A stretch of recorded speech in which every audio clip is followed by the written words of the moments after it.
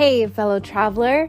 Welcome to the Third Eye Awakening podcast, a show where we talk all about spiritual and psychic awakening, magic, the shift from 3D to 5D, star seeds, ascension, multiple timelines, multiple dimensions, the universe, the multiverse, the Akashic records, all the good things.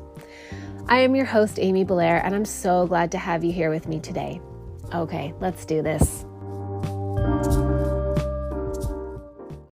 Hello, beautiful listeners. Welcome to another episode of Third Eye Awakening. Today, I am so excited to bring you this conversation between my sacred soul sister, the priestess, Amron Bevels. What can I even say about Amron? She is, truly my soul sister. Past lives together. I'm in constant awe of her presence and her power and her magic and her realness, her humanness, her priestessness, her gigantic, multidimensional Syrian starseedness. She's here in service to your grounded presence and the full reception of this powerful material.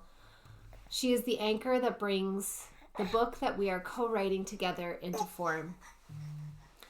She is standing at my side every step of the way, and she curates the sacred container of this book and this work. Professionally, Amron serves as a mentor, a healer, a spirit-led guide for women, mothers, healers, and empaths. And she is the one who brings the work that I channel down into the earth plane, down into everyday life, down where it can be experienced, felt, and utilized. And for that, I am so thankful. Welcome, everybody, to this episode, and welcome, beautiful Amron. Welcome. Thank you so much for being here. I'm really excited to have this conversation with you, to share with everyone. I'm so excited to be here too, sister. Thank you. Yay. Yes. So I always love to start off the episodes just asking about your spiritual awakening journey and kind of like what it looked like along the way that took you from, sort of believing that life is the very kind of like flat, very minimal dimensional experience that we've sort of been programmed to believe it is, and what your unfolding was like into understanding that the moreness to life and the multi-dimensional, like, rich texture of it. Wow, that's interesting. Okay, so immediately I'm taken to myself as a 4-year-old. I was burdened heavily in my heart at that age by world events that I heard about, like that were affecting children. Hunger, children being separated from their parents, world peace issues, and things like whales getting beached. Those were the current events and global events that I was privy to at that age. And they really burdened me. And I remember I would cry a lot about those heavy weights, and kind of vowed to myself to gather all the children and create safety where there wasn't, and solidarity for strength in our numbers. And my mom made space for that. She would hold me, and, I would cry sometimes and just lament, the happenings around the world. It's interesting. I have that your question brought me to that place. So I guess what I'm seeing from that memory right now is that the world wasn't quite flat for me, and yet it didn't make sense, but there was still room for it in its chaotic, disharmonious dissonance, and I took up the charge then to be part of gathering souls. And it's funny because that is what I'm very much, driven by today, is gathering those who are ready And I wanted to say the word purifying, but really cleaning them off. This seems to be a recurring theme in my energy work and in my psychic healing work. I am presented often with souls who need revamping, dusting off, revitalizing, cleaning, unburdening. Like it's a recurring theme. So it's interesting that your question prompted that memory. I really, really relate to that. Like, I remember watching World Vision commercials, or I can't remember, there was like another one, like Christian Children's Fund or something. You know, they were like the infomercials, and just being really young and being heartbroken at the scenes of other kids suffering. I think it's so interesting that that's what came up for you, and sort of the connection was drawn to realizing that ultimately you're fulfilling that now, that sort of that little vow in your little young heart of wanting to collect the children and create a safe place for them. And exactly, now you are summoning, you are recruiting souls. They're children who have grown up, but who need to be seen and need to have their gifts be recognized and activated. And you're a very, very powerful activator. You activated me when we first met. Wow. That's so beautiful. Well, it was a mutual co-activation, I'll tell you what. It's amazing how the chemistry between us just like sparked right away. We met in an audio-based mastermind that was just using a private communication walkie-talkie app. So no faces, no idea where in the world we were. And I heard your voice and started to listen to your whatever you were talking about in the moment, but it was absolutely like a violin playing to my violin. It was just instant harmony, and I needed to know who you were. And then your story started to unfold over the days, and I realized we had medicine in common, you serving as a midwife, me as a medical doctor, and that we both left the mainstream of the medical realm. And yeah, it was just really fun.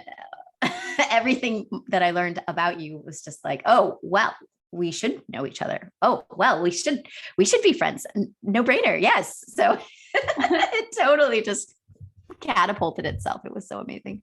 Yeah. And then what it ultimately led to is the realization that we've shared past lives together, and we've been doing this work for many lifetimes, and that this is really the culmination of lifetimes worth of work together. And it really was like that. It was like, oh, we met and we were like sisters right away.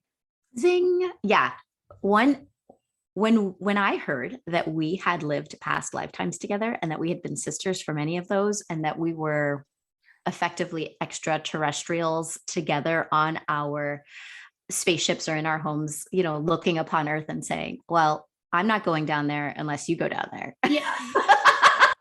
That was like, what? And having different intuitives, different readers report that was just the validation I needed. It was a really cool story when I first heard it. But then, we've had at least 3, maybe 4 recurrences of that storyline told to us from different practitioners. And so I'm just like, what? This couldn't be better. How did we do this? It's just magic, because we've never met in person. You're in Canada. I'm in the northwestern corner of the United States. And here we are, like, we've co-authored a book.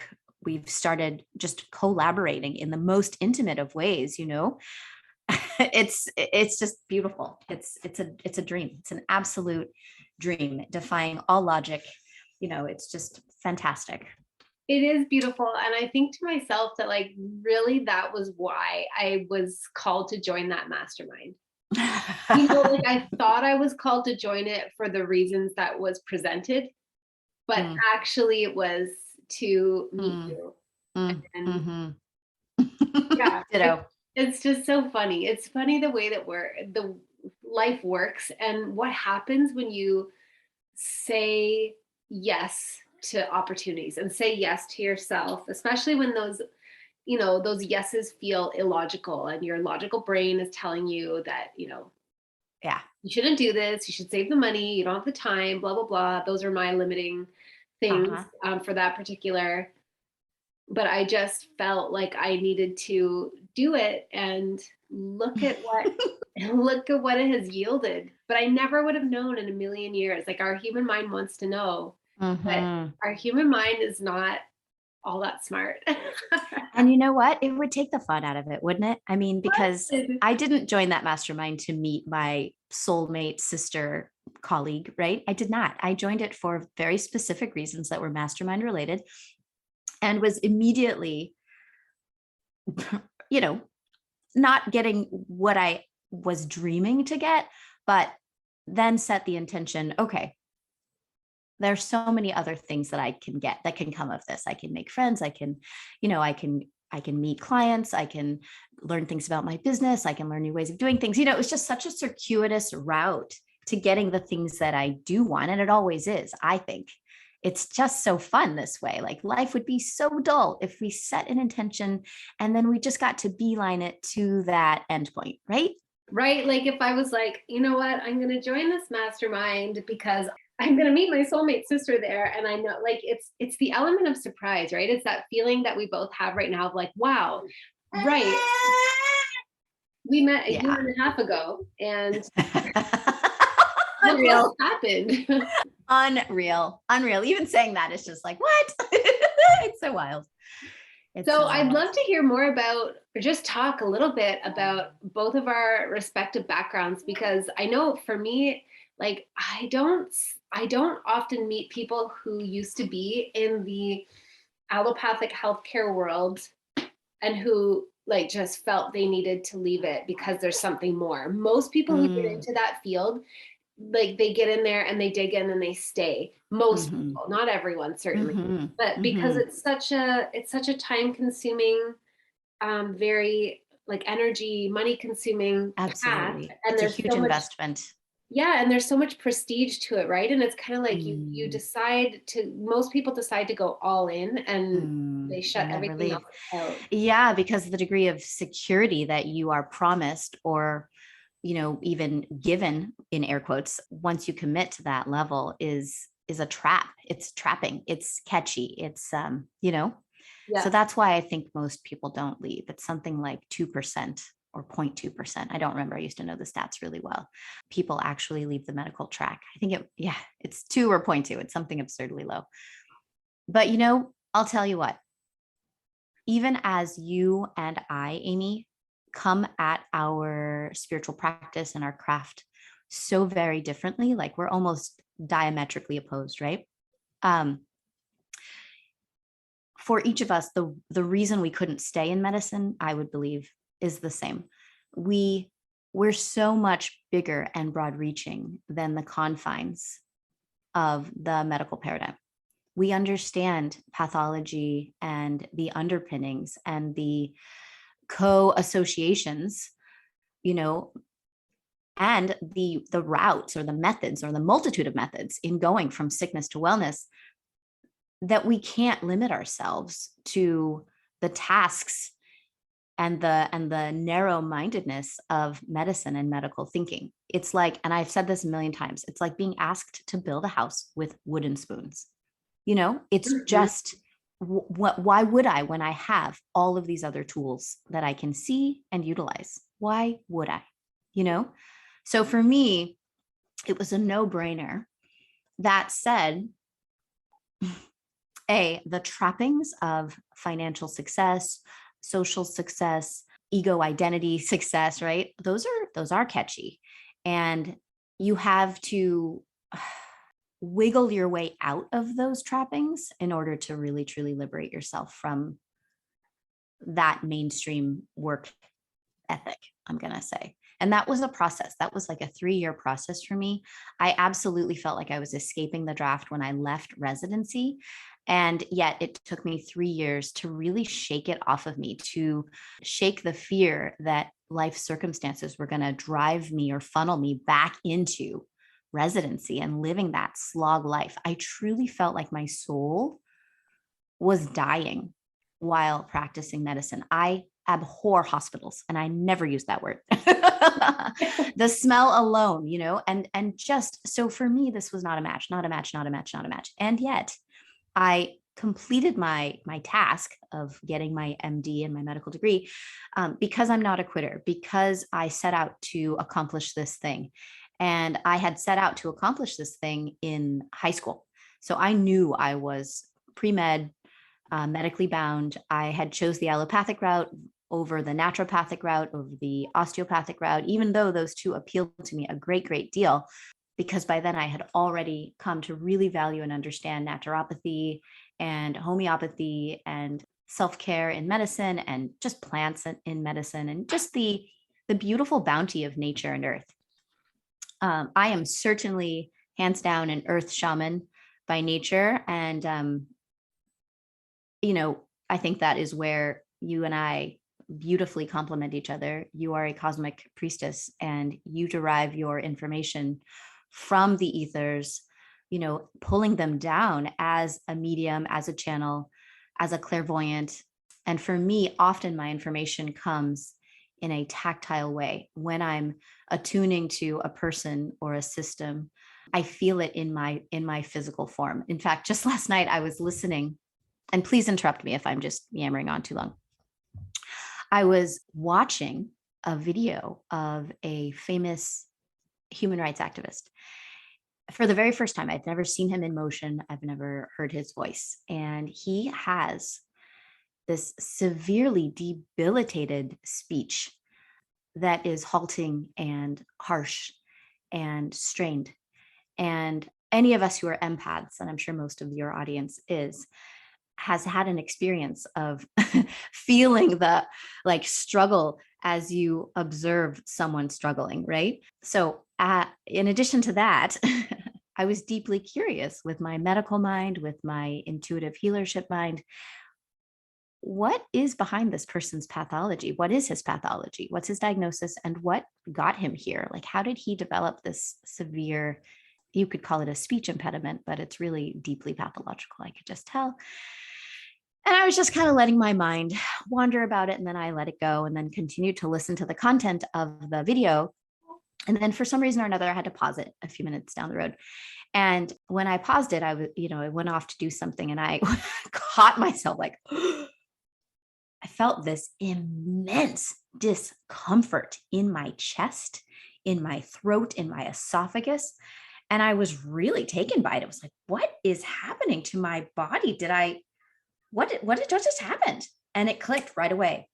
Oh my gosh, I just merged my field with his. And that's one way to say it. I could say, I just allowed my frequency to alter itself to match his, just in being deeply curious and allowing myself to be swept away by that in a way that was, me being caught off guard effectively, me not being in my center, me not being grounded, not maintaining my stance, which is a very important tenet in healership. And I believe that everyone who is an empath has experienced this in one way or another, where you are effectively swept away or caught up by a scene or something outside of yourself. That happened to me. And, that doesn't happen to me because I am on my game usually, but this was a case of just being absent-minded and having my frequency completely shift to match that which I was observing. And holy moly, holy moly, I did know his pathology, and I kind of sat with that and was enjoying it for a moment. It was like, holy crap, okay, now I know what's going on. There's fibrosis in the throat, scarring on top of scarring on top of scarring. And I could see that anger was the medium, so to speak, on which he was, pontificating and expressing a lot of the time, even if it's just in his writing and in his typing, not necessarily in his speech. And I could feel just the stopgap, if that's even a word. I don't know what the word is, but the dam building, right? And what was on the other side of that was going to be a huge release of sadness to make way for the healing. And I could feel just where in the system this was building up. And, there was reflux and there was, damage. Anyway, it was just fascinating to be in that moment and that space. And there were several lessons in that, in addition to, hey, keep your bearings. Hands down, like, tenet number one of being a healer, right? Don't lose yourself. And just a tiny, tiny side note, it's no wonder that many, many, many doctors, this doesn't make the textbooks, but it's true, acquire, I love that word right now, the diseases that they are specializing in, because they're sitting in those frequencies all day. It's no wonder, right?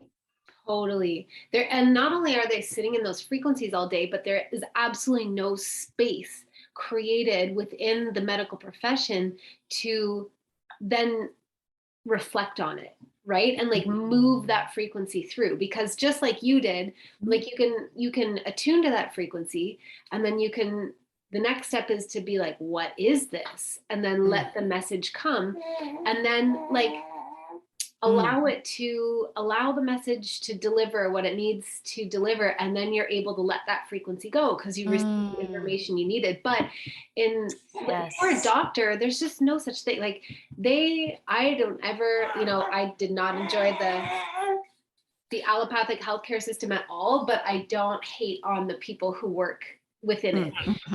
It's such a difficult and dysfunctional system, but doctors are so busy, it's insane. Like there's no space for them to observe, what am I feeling in my body right now? Oh, is it mine? Is it somebody else's? Am I receiving information about either the patient I am with or the patient I saw 2 hours ago? Like there's nothing within the system to allow for that. So you're right, there's no surprise. It's not surprising at all that they acquire the diseases that they specialize in, or the pathologies that they specialize in. It's not surprising at all. And I want to say too that you just gave the most beautifully articulated example of clairsentience.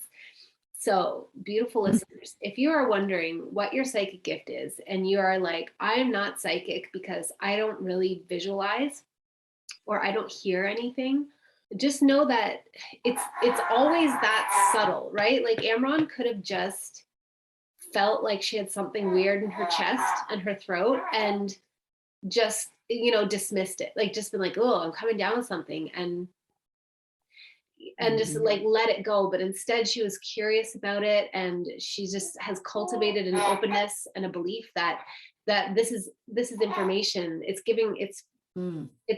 abstract information that's resonating through her body. Her body's like a tuning fork that is now vibrating at the frequency of that information, and she's receiving it through her physical body and understanding it through her mental body. So and that's just one example of what it means to be clairsentient, to receive information through the tuning fork of your physical body.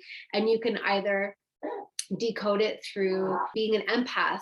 So like if you're a really strong empath and you have really strong awareness of your own emotions, then you might decode it that way. Or you might receive a vision that helps you decode it. Or you might hear a word that helps you decode it, or a series of words, a sentence, or a song.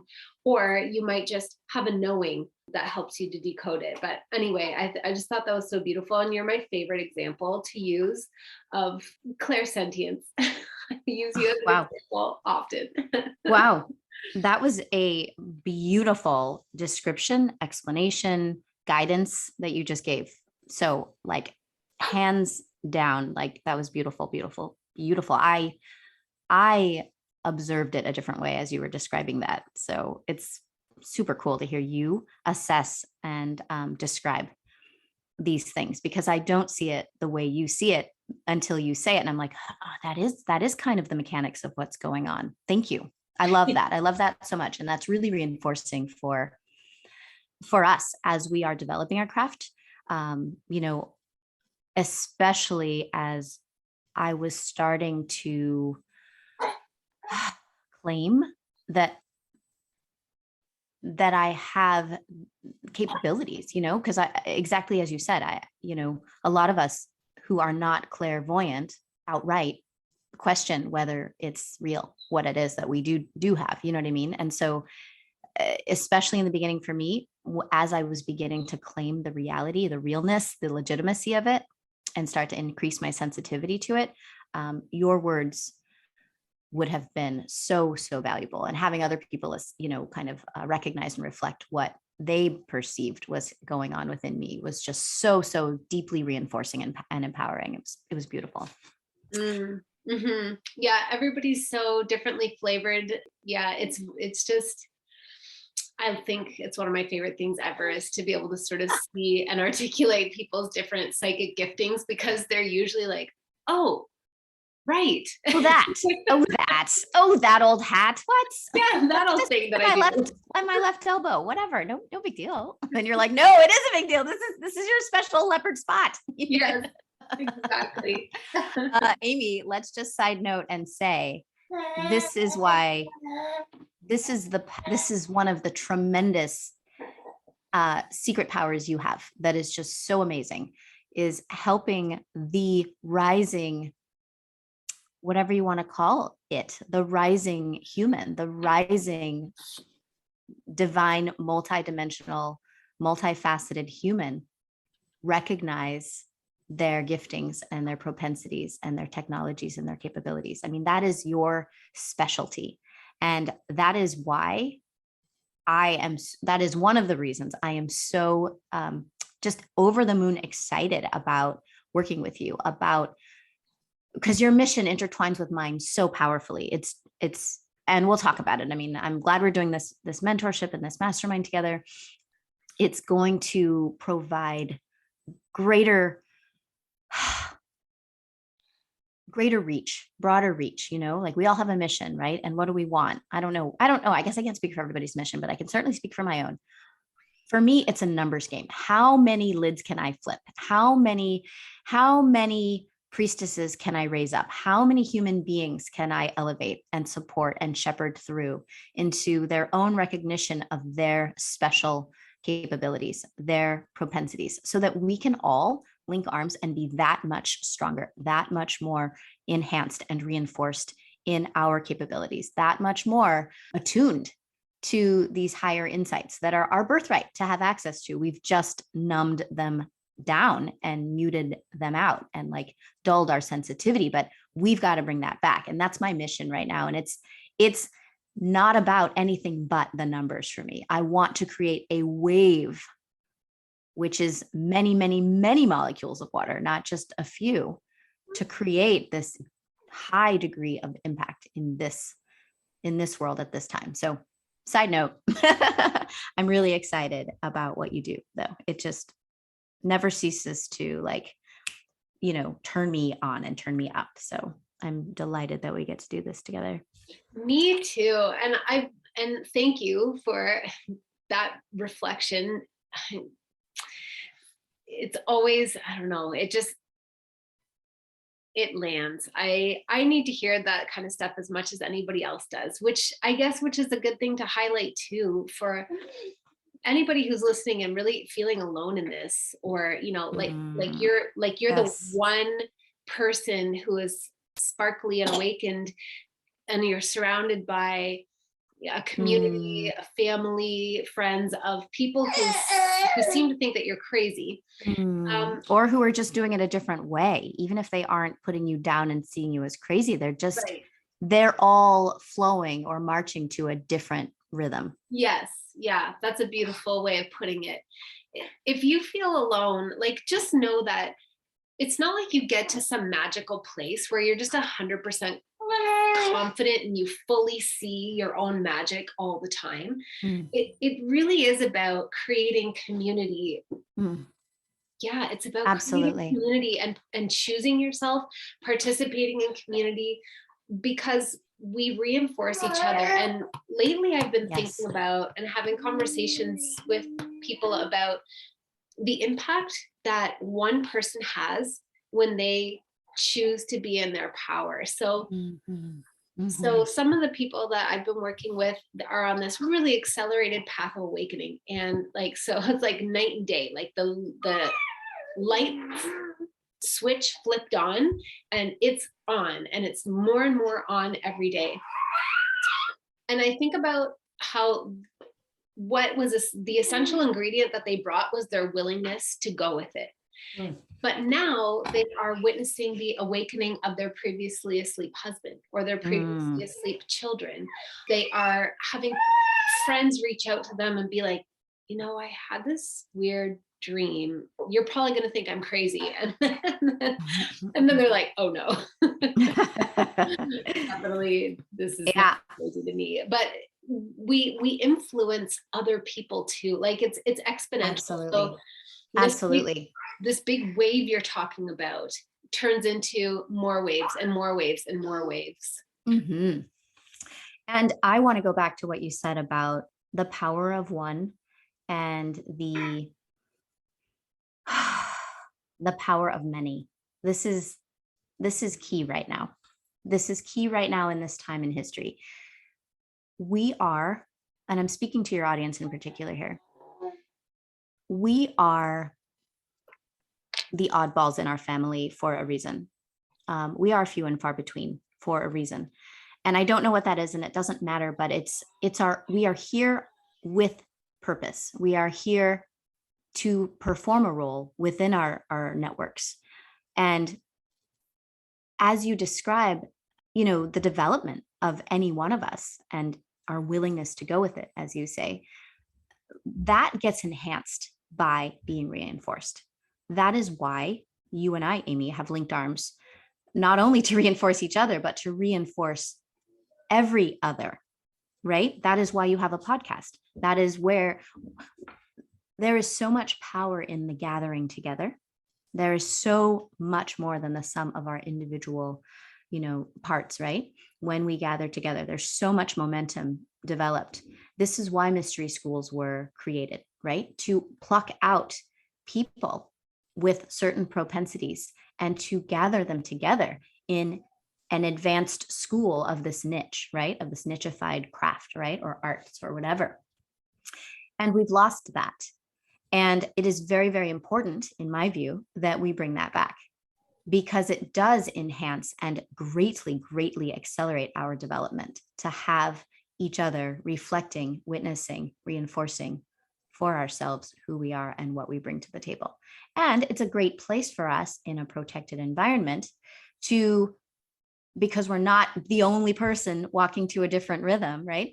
To accelerate our growth and our development, right?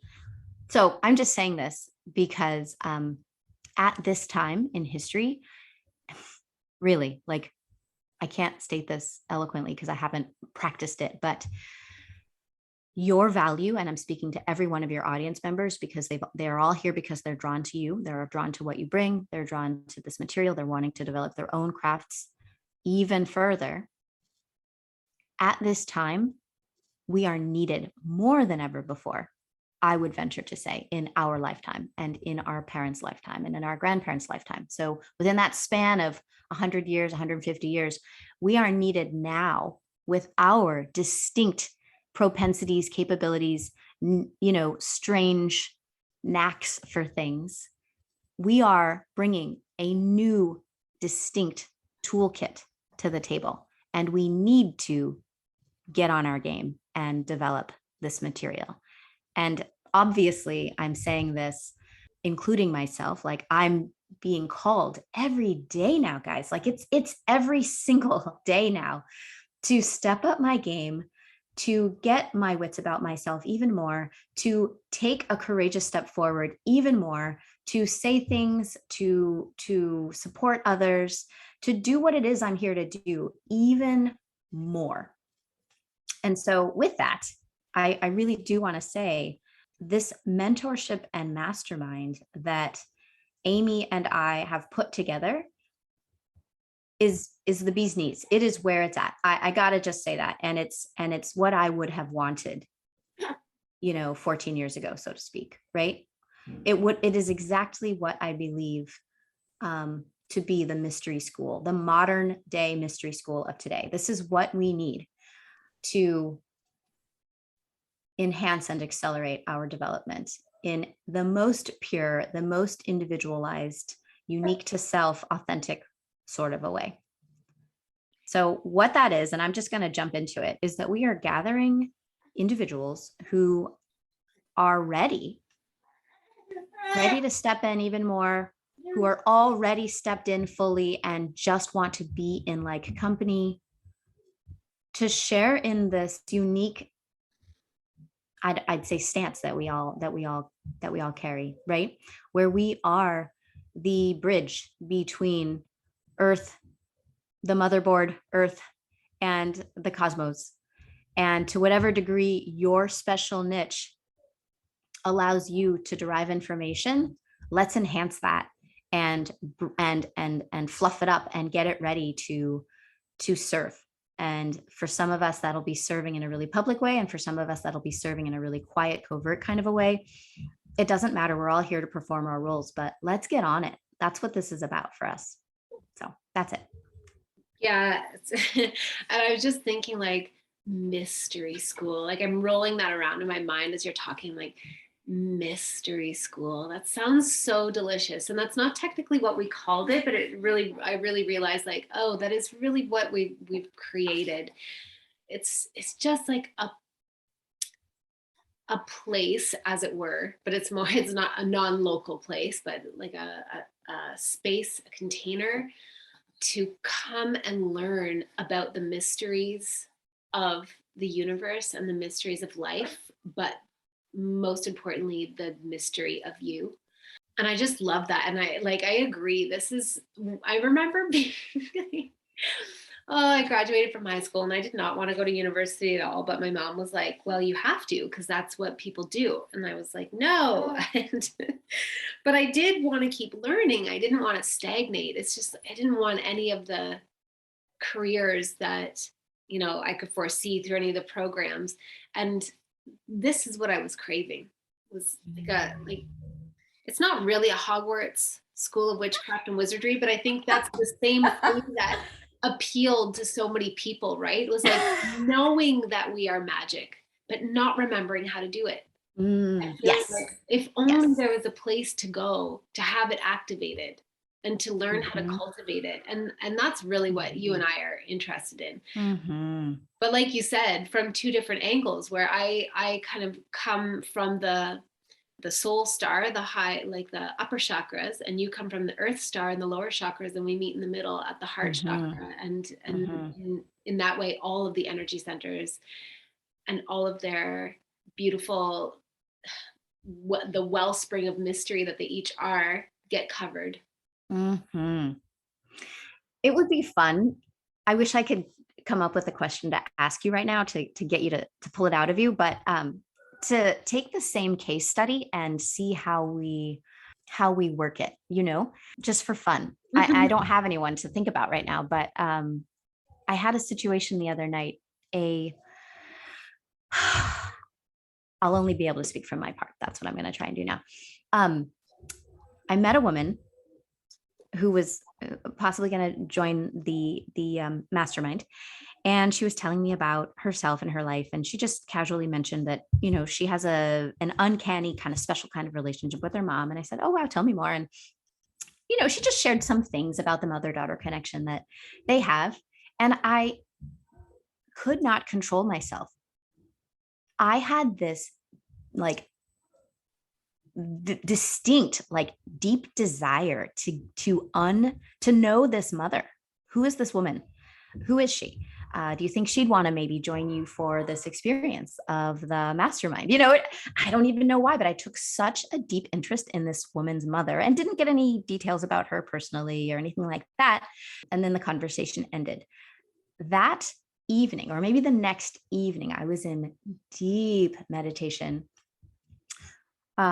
with plant allies, and was in and I hope you can hear me okay. My children are totally goofing off downstairs in the background. I hope they're not creating too much noise. Just let me know if they are. And this woman's mother presented herself to me. And this happens sometimes where people I don't know will present themselves to me, and people I do know. And sometimes even celebrity figures will, cross my field and present themselves to me. And I decided to reach out to this woman who I had just spoken with, and I just sent her a text message. Hey, your mom, her energy is just, her spirit has just entered my field, and I'm seeing very clearly how I could support her. Would she like a session? So I did. She wrote me back right away. She would love a session. And, we were actually going to have a phone call, but I just got right back into deep meditation and missed the call. My phone was on do not disturb. Long story short, when I saw the missed texts, I knew that I had permission granted. And I immediately, and this took all of 10 minutes, Amy, I immediately saw very vividly what was plaguing this woman. And I don't use that word lightly. This was a situation of deep restraint. I saw visually like she was covered in this mucus like material, very much like what you'd see in the original like Sigourney Weaver Aliens movie, like that really thick, saliva like mucus that was coming out of the aliens and like coating the humans, right? And like preventing them from moving fully. I just saw this play out, and this is what she was presenting with. And I could see how it was impacting her psychology. I was seeing how it was impacting her waking mind, her sense of faith and connection with her higher guidance, her clarity, her clair audience. I got all of these signals about her situation without speaking with this woman. And I even knew what would happen in a phone call. I knew that it would be a conversation. I could tell her blocks. I could tell that she would be vouching for herself, her need for this, like having to work through her sense of worthiness or worth to even receive this kind of a thing. It was just really fascinating to have that whole purview in just a glimpse, And so I immediately just, what do you want to call it? Dissolved away that material, cleaned her up, and I could see the battered and trodden spirit of a woman, frail, emaciated, hungry, tired, just absolutely exhausted, bruised. After, like, this is what was left. And I could see what she would need for care going forward. It was really fascinating. It was just really fast and quick, and I didn't know her, and it was a full-on just session because I had gotten permission and all that good stuff. But that's how it works for me, right? That's one version of how it works for me. And I think it's nice to know that, and I'm sharing this with the audience for people who are like me, who feel like they hover in the lower three chakras, so to speak, or maybe they are clairsentient, or maybe more connected to physical sensations as their feedback or their messaging, versus getting information in a mediumship channeling kind of form primarily. Now, that said, I absolutely have oracular capabilities, and I absolutely was seeing a vision of this woman. So that's clairvoyance to itself, right? Or within itself. So they're all intermixed. I don't have a simple answer at all. I don't understand this. I only see it from my tiny vantage point, but I wanted to share that in case that, is enlightening for anybody. Yeah, and what it makes me think of is like just how none of the clairs are actually clear-cut delineations. Mm. They're just ways of describing some of the pathways for what is essentially non-physically expressed information to make itself known to you. And that usually everybody has a combination of all of them. Maybe they have some missing, like clairaudience is my least developed one. But lately I've been hearing things on the edge of my hearing. But it's not reliable. That's not where I get the majority of my information from. But I think we all have a mix of all of them. And also that it's interesting because I imagine if like 3 years ago, you would not have been able to receive and decode that information, not because it wasn't available to you, but just because it's like you have to step on the path of believing in yourself. You Mm, have to. There's mm, no other way. Nobody else can believe in you for you. You mm. have to do it yourself. And what it looks like to me as an analogy is like, you know, at airports, those like fast track paths. Yeah, like the moving walkway. Yeah, the moving walkways. So you step onto the path of believing yourself, and it's like a moving Mm, walkway, and it goes faster and faster and faster the mm, longer you stay on it. And more information comes through to you through more different sort of languages. It's like mm, you give your own psyche the feedback that it's safe to receive this information, that mm, there's time and space to decode it, and that you're not going to die by entertaining it, because for many of us we've had past lives where we have died for the, you know, the sin, mhm. air quotes, of entertaining our psychic giftings. And so it really is a process of unfolding. And I keep coming back to this because I just remember so clearly in myself that, I don't know, when I was in my 20s, like just kind of had this attitude of like wanting to stamp my foot and be like, just be psychic, and like a little bit of like a sullen kind of pouty energy of, you know, like I wish I was psychic, why can't I be psychic? And I didn't understand that all I had to do was step onto the path of allowing it to bloom for me, and then just be patient and allowing it to Mm, unfold, and that there's really nothing else required but allowing the space for it and allowing the time for it. that's so beautiful. I would agree with everything you've said. And I would also say it's no wonder that we doubt ourselves. It's no wonder that we are halting in our, you know, build of our momentum on this moving walkway, right? It's no wonder. I mean, we've been taught in all of our institutions to downplay our imagination, to reject, you know, our imagination, which is all that we have vocabulary wise. Even like what a tragedy that is, right? That we don't even have a word beyond imagination for what it is that we see in our mind's eye or hear in our clairaudience. Like that's the word we have for it. And then we are taught to reject that, right? At a young age, we're taught to not see what we see, or to reject talking to ourselves, right? That's considered insane, right? Like all these natural, innate, self procuring tendencies that we are born with, we're taught they're just like banged out of us. You know what I mean? Yeah, it's gaslighting, in my opinion. Wow. Yeah, it is. It absolutely is. So it's like dismembering us and fragmenting our intactness, really. So we have an opportunity to bring that back. And it's no wonder that, you know, that the one oddball in this one capacity, right? Like I'm speaking for myself. I'm definitely the oddball in my community, in my family, in my micro village, gets plucked and taken to a mystery school. Like really, like, you know, if someone had a priesthood propensity, they'd be plucked and taken to seminary, right? Like it makes sense. You go and I've got an engineer kid who loves to build. He needs to be plucked and taken to, you know, school for architects, right? Like it makes sense. But this particular propensity hasn't been nurtured. And so we need to create gatherings and safe spaces for cultivation of these abilities. We do. And I'm just thinking as you say that, I'm like, you're so right. Like, my oldest son is such a gifted musician and he's very artistic. And so it just makes sense for him to be able to focus his learning energy in that direction. And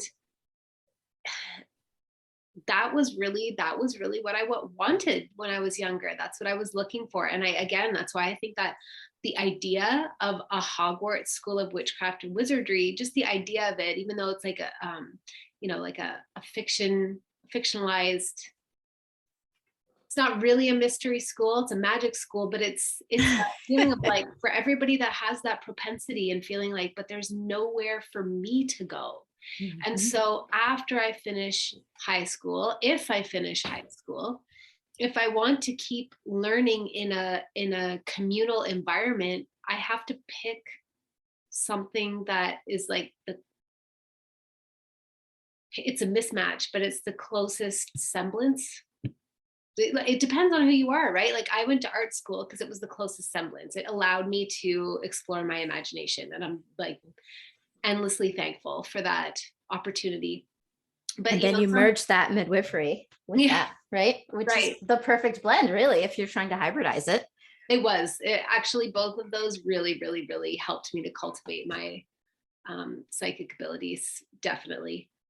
But like, what if somebody chooses to go, like my parents were both teachers, and they really, especially my mom, kind of wanted me to become a teacher because my mom just really wanted me to be okay. That was it. She knew I was a weirdo, and that like, she just couldn't really see my future, and that stressed her out a lot. Because it didn't match anything that she had a context for. So and she just wanted security for you. Yes, she just wants it. She's a Taurus. She just wanted me to have security in life. And she really wanted me to follow in her footsteps because she had, context for that. And she wanted me to be a teacher. And I think like, oh my God, if I had allowed myself to go down that path, I might not even be alive. Honestly, I'm not. And I don't mean that dramatically, like I would have ended my own life, but just like I have such a sensitive body, such a sensitive system. Like my whole being might have just been like, nope. Like this is not me. To be dramatic and really literal, I absolutely considered, what if I get hit by a bus as my exit strategy for leaving the medical track? I was that desperate to get out, Amy. I absolutely entertained that thought as my legitimate exit strategy because there was so much pressure on me to stay. How could you throw it all away, right? Yeah. So when I got to that point, I was like, oh, suicidal ideation. I mean, not quite once removed, but still like that caught my attention. And I was like, oh, okay, now you need to just give yourself permission to leave now. You do. So I think my answer to you is your soul would not have liked it had you gone down such a path that was so distasteful. You wouldn't have lasted, you would have rejected it. You have to, or you would wither away. Absolutely. Like that's just what happens, right? This is just what happens to all of us. I mean, how many of us have had that experience where we absolutely loathe going to work, right? It's not the right line of work for us. We just need to give ourselves permission for that sooner. And again, like this is where if we weren't the oddball in our family, we would have gotten that permission. Or if society hadn't, dismembered us so thoroughly as a society, then we would give ourselves permission. We would be as parents attuning to the natural innate capabilities of our child and then push them in that direction. And some cultures still do. So I shouldn't be shitting on everybody, but right. We don't do it here. We're really talking about Western culture because that's we know, right? That's the only one that we can definitely talk about. But well, then I'm just thinking like, but if there had been a mystery school, can you imagine? I'm just thinking right now about like how many brilliant people. Yeah, it's a beautiful thought for me to think about, like if we lived in a society where there is somewhere to go and learn within a community about how we work, how our own magic works. And when I say magic, I mean, everybody, you've been listening to me for episodes probably, so you know that I mean it. I mean it seriously. I mean magic. I don't mean having a wand and you turn a rat into a crystal goblet. But I mean, we are capable of magic. And, if everybody who is naturally interested in that had somewhere to go to learn about it. Yeah. Wow, what a world. Anyway, so that's what we're creating. I love you so much. Oh, yeah, it's good stuff. It's really good stuff. It's so exciting. So is there anything else that you want to talk about before I let you go back to your day? Is there, because I mean, we got off, I knew we'd have a great conversation because hello, it's us. But I love you so much. Well, I would love to have another conversation because I feel like we talked about one or two topics and that was awesome. I certainly had more things I would love to chat with you about in the future, but I think just to cap it nicely here, it would be just to lovingly urgently remind everyone to really stay on your game, and going back to my original story of just getting swept up or carried away by someone else on the wings of curiosity. Really, it was just innocent curiosity, like deep wondering, right, about what was this man's backstory, about his pathology. But recognizing that as just one tiny, example of how we can get sideswiped, so to speak, energetically. And I want to really point to what's happening right now in the world on a couple of levels. So that whole phenomenon of medical professionals acquiring the illnesses or the frequencies of the illnesses that they're sitting in every day, right? That's a thing. Let's pan that out to this, what do we want to call it? Health crisis that we seem to be in right now. There's legitimacy to that phenomenon here and in other ailments that would, befall the community every year, like we get an annual flu or a common cold, right? Simply being in the presence of someone with a cold does not mean that you get a cold. And that's totally negating, germ theory, which we were all taught, right? There's a bioresonance that's taking place. Let's consider that. Let's notice that. That's all. I'm just inviting you all to notice that, am I a vibrational match to this or not? That's what I want to bring up. And then with regard to being caught off guard or sideswiped or whatever, hijacked is a good word. Let's notice where we're getting subliminal or peripherally originating messages, like visual billboards is a great example, right? They're in your peripheral vision as you're driving down the highway, and they're giving you a message in an image more often than not, right? Also, in terms of watching anything on a screen, there are these micro flashes of light that happen that are feeding us information. It's all information. That's what I want to say. It's all information. So let's be sure to expose ourselves, our eyes, our ears, our senses, our physical bodies to neutral or benign or even nourishing media. And by that, I'm literally meaning naturescapes, nature, not on a screen, not projected, no virtual reality here at all. I'm talking in real life, looking at a tree, looking at a bush, looking at the ground, even connecting physically, if you can, with the ground. But that is feeding us. It is neutralizing. This is my theory. I'm not claiming to have read this anywhere. This is just what I feel here. It's neutralizing and washing away deleterious impacts that are nicking away at us over the course of our day online or, in the media. So cleanse out some of the artificial inputs with purely natural inputs. And I think that's it. That's all I want to say.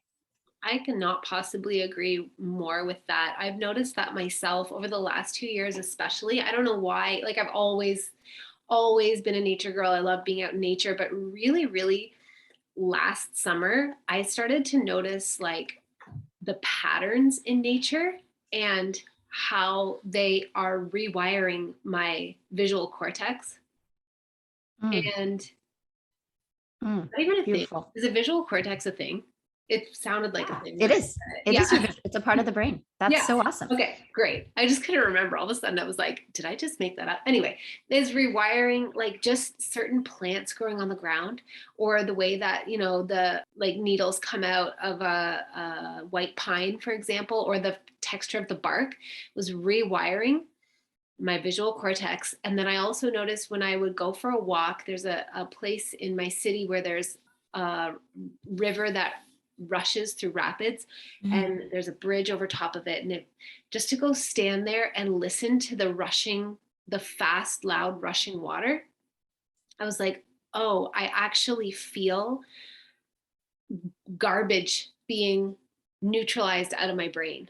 Whoa. By this sound. Like I could just feel it cleansing and clarifying. And then never mind the beautiful aerosols and, the actual, like the the textures, like interacting touch wise and taste wise with nature. I absolutely agree with you. Like when the more that we go and interact with the actual natural world, the more that we sort of like ground ourselves and neutralize the artificial shit that we're getting, having pumped into us from all directions.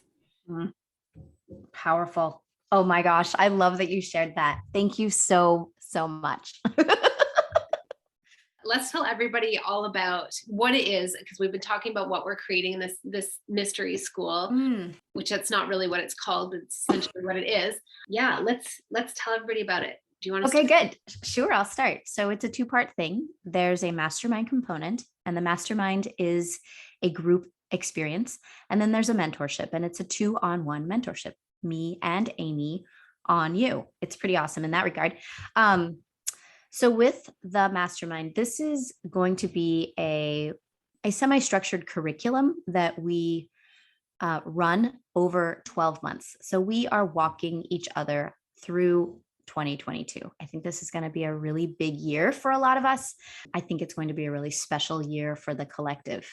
And as such, I really think that this mystery school experience, I love this, is going to serve us well in two ways. One is it's going to shepherd us through as experiencers, feelers, as we're walking on the ground, living the day-to-day realities of life and, whatever's playing out in the greater narrative, right? How are we reckoning with that? How are we managing our energy? How are we taking care of ourselves as we, butt up against all of the things that life is throwing at us right now? For example, just side note here, my partner and I see this pandemic completely differently. So that's a challenge that's in my face every so often. How do I deal with that? I come to you, Amy. I go to my mentor. I talk with people about it, and I clean up my energy and get to come to terms with what's really important, right? So that's one aspect of this. And then the other is we are also observers. Not everybody is observing the collective, but you and we are. Like the people in your audience, in this audience right now, we are, by nature of, who we are also observing the collective. We are on a perch observing and, scratching our head half the time and understanding other parts of the time and knowing how, just really having compassion, et cetera, et cetera. We're going through the wave of emotions as we observe what's unfolding here. And so this mastermind is absolutely attending to that as well. And I think that's really a critical piece that we don't get in our day-to-day lives. As the unicorns in our villages, right? We don't have another unicorn to chat with and really share freely. Like, what the frick are we looking at right now? You know what I mean? I think that's going to be really, really, really powerful. Yeah. Absolutely. Well, it's completely changed my life to now have people to talk to in that capacity, to be like, hey, fellow unicorn, do you see this? Yeah, I see this. Let's talk about it. Right? Because we're seeing things that not everybody else is seeing. Yes. So then another thing is and I'm really speaking to the audience here, like we are healers. Even if we're not physically hands-on healers or medical professional healers, we are here with frequencies for the planet at this time. We are here with new knowledge. That's a form of healing. We're here to salve and support, maybe to purify and cleanse. Whatever our role is, we are in our healership, and we really, truly want to develop and support you in being your fullest, most accentuated version of that you can be. And so that's where both the mastermind, being witnessed in a group, and the mentorship really play in. So I'm going to tell you the mentorship is private sessions with me every month, private sessions with Amy every month, deep dive journeys through your Akasha with me and Amy. That's a big deal. We will do that twice over the course of the year. And you can, of course, buy yourself another one if you'd like. You will have abundant access to us for energetic support, for advising, for energetic cleanup, for remote sessions. And I think that's really beautiful. And I'm super excited to support at this high touch level. So I just want to say that first off the bat. The mastermind is, like I said, a more structured element group course. We will be channeling earth spirit and bringing in information from high, from low, to really help attune you, to attune your antenna, to tune up your vessel, to get you most supple and just emboldened in yourself and what it is you're here to bring. So that's really going to be awesome. There is going to be an element of emotional support, energy work, and advising. We will be walking through the mechanics and the energetic anatomy, let's just say, of the energy centers of the body. I'm really very, very excited about that. And so I want to just kind of give a little sneak peek into what the curriculum includes. We're going to talk and review and practically apply the following. So we're going to work with increasing the energetic or electro-energetic carrying capacity of your vessel. You might have heard us say this, or you might have seen this in the Priestess Codes book or material. You are serving as a lightning rod, bringing in information from high and from low and combining that in the heart space where it's purified. And then you serve from that space. Now, this is you in activated form. This is you when you're in full alignment, right? We want you to know what that feels like. And we want to increase the capacitance of that. Like, let's open your channel even wider so that you can provide more frequencies and more power to whatever it is you're doing. We are wanting to invigorate the transpersonal chakras. We are going to help restore some really important, powerful chakras, such as the throat chakra, which is a very powerful lever for manifestation. We want to look into and talk about and play with the mechanics of manifestation. We have so much at there's so much available to us that we don't play with. So we're bringing that to the table. That's what this whole curriculum is really about. The practical application of telepathy, tuning up your physical vessel so that your antenna is clearer, right? To bring in information, right? Attuning your clairabilities, utilizing certain accessory chakras that you might not even know exist, right? And awakening them, getting them back online, enhancing your oracular clarity, practical mechanics of trauma release through certain portals of the body, plant allyship for transmutation, your abilities as a voyager with plant allies or without, your personal energetics, tuning up your emotional hygiene in conflict. And then, of course, fun things like timeline jumping and quantum physics and body intelligence. This is just a sneak peek into the curriculum. I'm so excited about this. Oh, me too. And just even as I listen to you talk, I'm like, wow, it's going to be this and so much more. But the so much more that excites me the most is the stuff that's going to channel through or reveal itself that we can't plan. I'm just thinking about all of the energy centers, and I'm like, oh, right now I'm so in love with the solar plexus. It's just, I just love it. And I'm like, what is in the solar plexus that wants to be known and won't reveal itself until until it's it pulled out of you through all the lined up, right? Oh my gosh, I'm so excited too about that, because in fact the solar plexus is one of those most mysterious energy centers for me. So I am going to be so intrigued to hear what gets pulled through you, Amy, by the nature of the group. Yes. Right? The chemistry of the group is what pulls the information through you.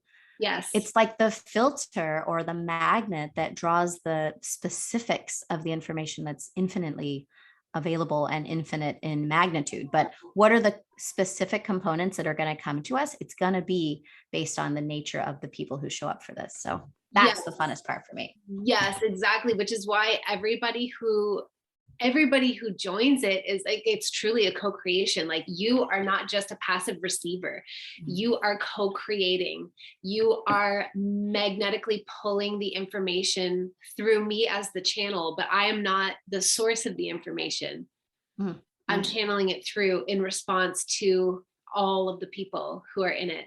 And I also just want to say too, that I'm so excited about this being an entire year. Like this feels so delicious to me because it was almost exactly a year ago. On December 20th, it will have been a year ago that I received the instructions to do the priestess transmissions in the first place. And I can't begin to articulate the way that it has changed my life. Like where I was this time last year is so, it's the same in all the ways I want it to be the same. And it's so different in all the ways I wanted it to be different. Wow. Now it's just amazing, but it's things I could never have planned or foreseen. Like that element of mystery and surprise is so essential. So yeah, I'm just so excited about this. I love listening to you talk about it because I'm like, let's do this together. Great. So what should people do if they want to check us out? Like if they want to, I don't know, get more information or join us or whatever, what do we do? I don't know. What should we do? Should we create an email link? I don't know what you typically do for podcasts. If people like, if you have show notes or what, but yeah, you could certainly give show notes. Sorry. Oh, okay. Well, yes. Then you can give away my email, and that's amronbevels@gmail.com. You can also DM me on Instagram. That is probably my preferred place, or you can messenger me, but I really don't like to be on Facebook. So let's stick with Instagram. It's Amron Bevels MD, as in medical doctor. And that's A-M as in Mary, R-O-N as in Nancy, B as in boy, E as in Edward, V as in Victor, E as in Edward, L as in Larry, S as in Sam, M as in Mary, D as in David. And that is my Instagram handle. And you can message me there, and then we'll set up a chat so you feel fully informed, and we can determine how to serve you best and cover pricing and get you your spot if you'd like. At this moment, we only have 3 more mentorship spaces left, but we have plenty of mastermind spaces. And so if you get mentorship, you'll be part of both. And all of that will be in the show notes so that, you can easily click the link. But yes, this is very exciting. Well, we definitely have to have another conversation because I agree. We touched on a couple, or we went nicely in depth on a couple key topics, but there's so much more to talk about. I've enjoyed this. It's been wonderful. Thank you so much for giving us your time and sharing your beautiful wisdom and your perspective. I always love talking with you. I love being with you, my sister. It's so beautiful. Thank you. Thank you. And thank you, William. He was fantastic today. He's pretty good, isn't he? Mostly. Awesome.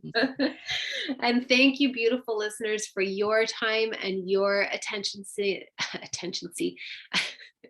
The currency of your attention. You are so powerful. You are so powerful. I hope that you feel it. I love you so much. And until next time, have a beautiful day or night wherever you are. Hello, beautiful being of shadow and light. If you loved this episode and you want more, you can join my new membership, Light Codes. This membership is the place where you will receive all the light codes that I am channeling on how to navigate the intensifying energies of this next phase of the rapid awakening and ascension of the human collective consciousness on Earth. But also all the light codes on how to step into our highest selves, to activate our soul mission, to harness our magic and power as creators, and to manifest the highest timelines for ourselves and for the collective. To find out more information about light codes and all the ways to work with me, see the link in the show notes or visit amybelair.com.